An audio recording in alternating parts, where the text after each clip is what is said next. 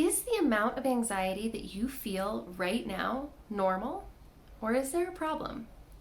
This is perhaps the most common question people have about their anxiety, but it is not actually what you want to know, because neither answer, yes or no, is going to make you feel good. Neither one solves your problem. What you're really asking is your anxiety a problem?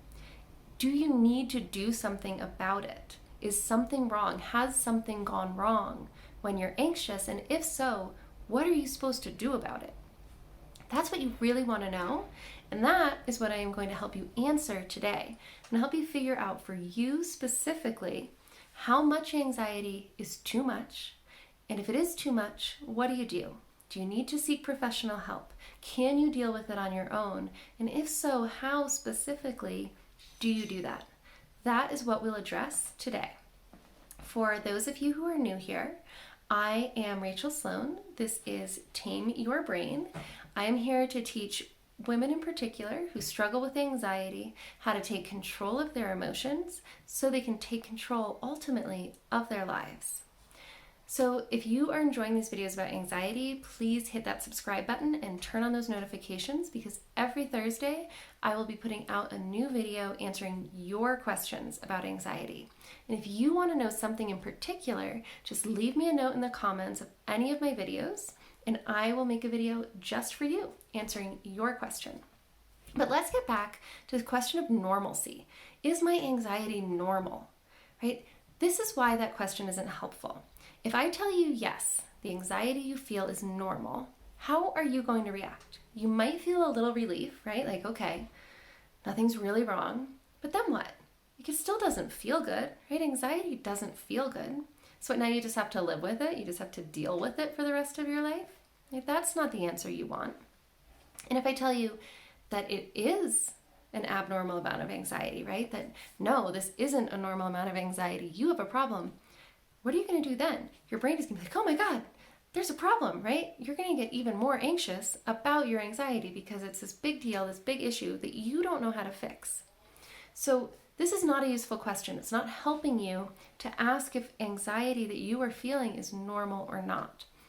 What you really want to know is your anxiety a problem? And if it is, what should you do about it? This is how you tell whether or not your anxiety is a problem. Ask yourself one question.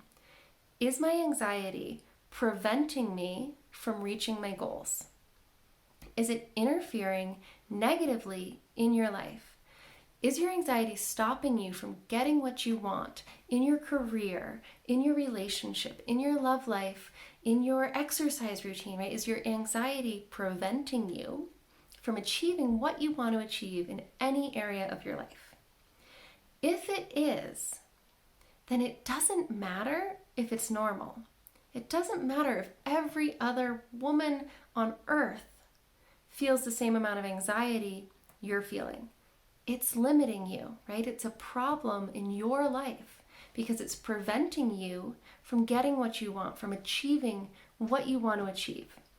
So normal or not normal, it doesn't matter. If your anxiety is stopping you from achieving your goals, it's a problem for you. And that means we need to fix it, right? So what do you do? What do you do? And how do you know if you need professional help, right? Do you need a therapist? Do you need an anxiety coach, right? The way to answer that question is just a matter of time, right? It's personal preference. You absolutely can overcome your anxiety on your own. There are so many resources and tools and books and videos out there. I'm putting a bunch out. There are a bunch attached to the description of this video. There's so many other people putting resources out there. Yes, of course you can make your own way and figure out how to cope with and overcome your anxiety on your own. When you want to hire a coach or a therapist, you make that choice because of time. How long do you want it to take, and how difficult do you want it to be to overcome that anxiety?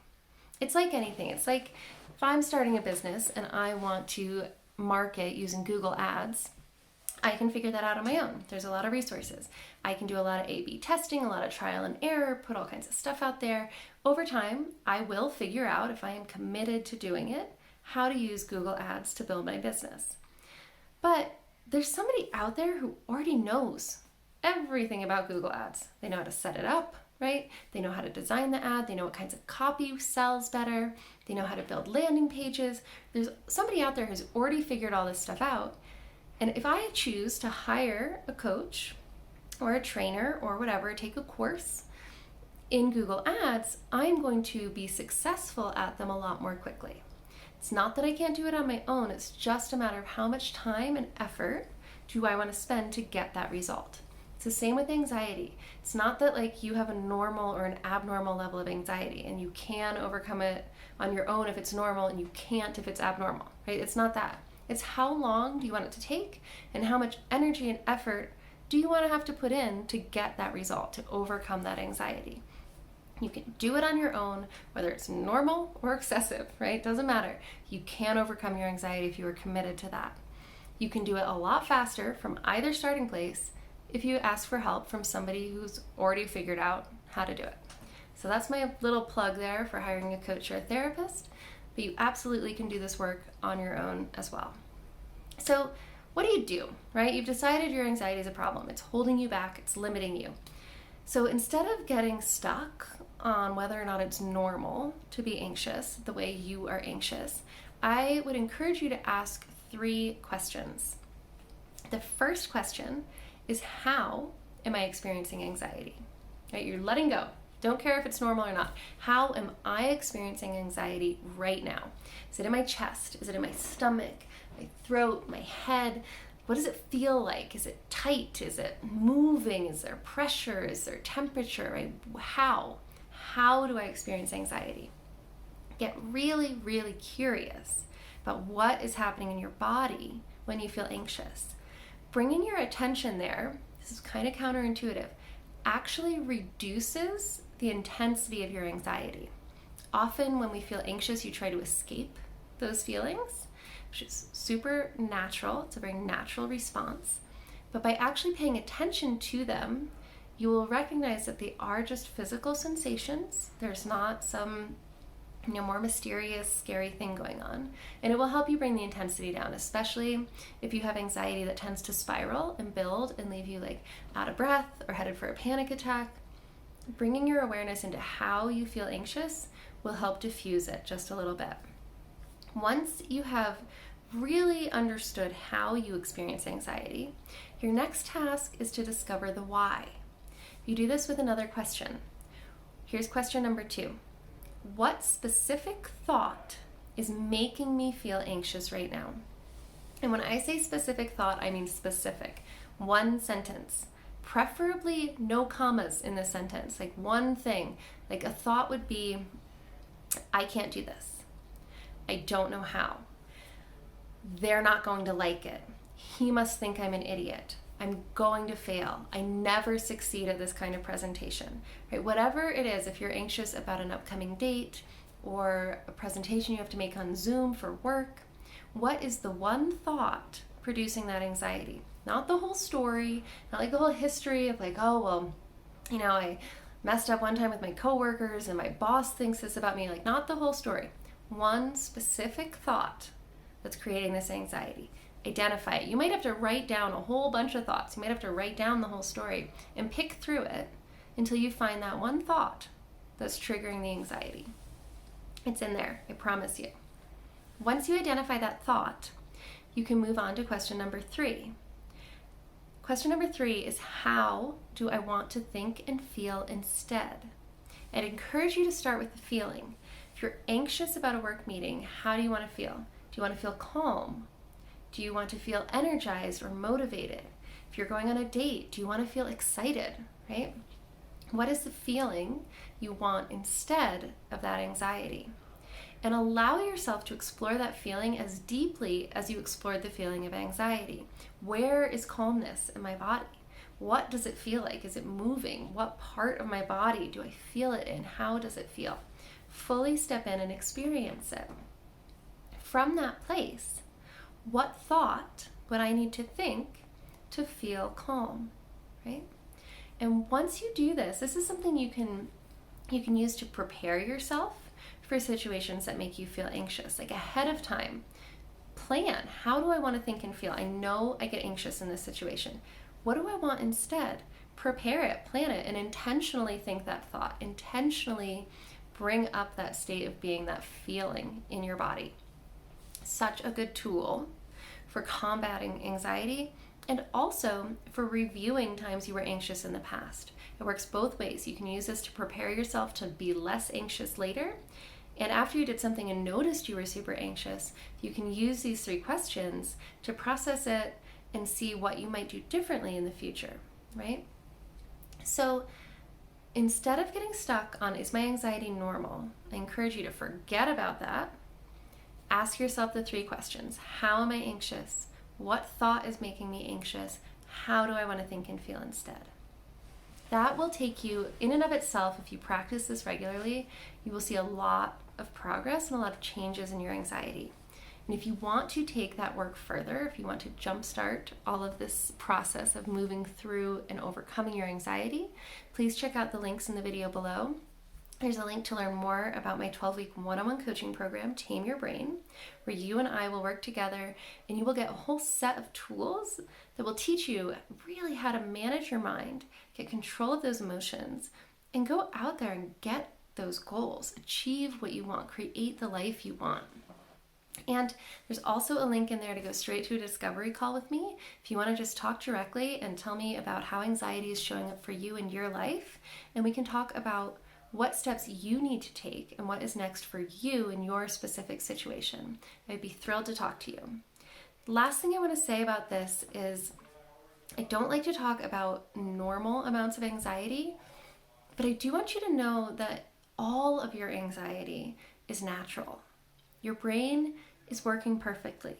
Nothing has gone wrong when you are anxious, even if you are anxious all the time. Let me explain, because I know if you're anxious all the time, it feels like this can't be right? It feels like this has to be a problem. Here's the thing though, your brain doesn't make mistakes. So when you are having this intense emotional experience, it means there is a thought. It might be subconscious. It might be this underlying mystery thought you don't know about yet.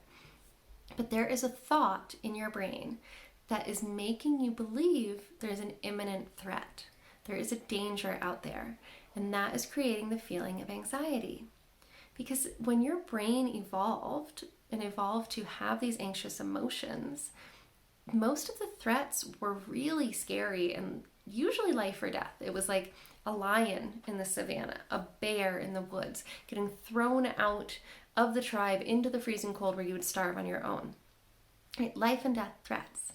Your brain hasn't learned yet that a Zoom call with your boss or a date with that new guy down the street isn't a life or death threat. It treats all potential threats the same. They are all lions coming to eat you. So when you have a thought that's like, oh gosh, what if he doesn't like me? Your brain is like, oh my gosh, if they don't like you, they're going to throw you out of the tribe and you're going to freeze and die on your own, die alone. There's like this whole like chaotic, you're going to die. Or if you're like, well, my boss isn't going to like my work presentation. I never succeed. I never do well at this. Your brain's like, oh my gosh, you're going to lose your job. You're going to die under a bridge alone and be totally homeless the rest of your life. It's life or death. It hasn't gotten the memo that like, this isn't such a big deal, right? It's just an email from your boss. It's just a Zoom meeting. It's just a date. Your brain is still operating in lions and bears mode. So anytime you have a thought that makes you anxious, it feels terrible and it feels strong. And that is perfectly natural, right? If you're wondering if your anxiety is normal or not, change that question. Is my anxiety natural? The answer is always yes. Your brain is working perfectly. You are anxious because you are having a thought about a perceived threat that is creating this emotion. And the beautiful thing about understanding that is you can go in and choose different thoughts intentionally. That's what we do with those 3 questions. You acknowledge how you're feeling, you identify the thought creating that feeling, and then you go in and choose how you want to think and feel instead and practice that new way of thinking, that new way of feeling. So please leave me a message in the comments. Let me know if this was helpful. And if there is something in particular you want to know about anxiety, write that question there and I will be so excited to answer it for you in a video. All right, make sure you click subscribe, turn on the notifications, and I will see you next Thursday.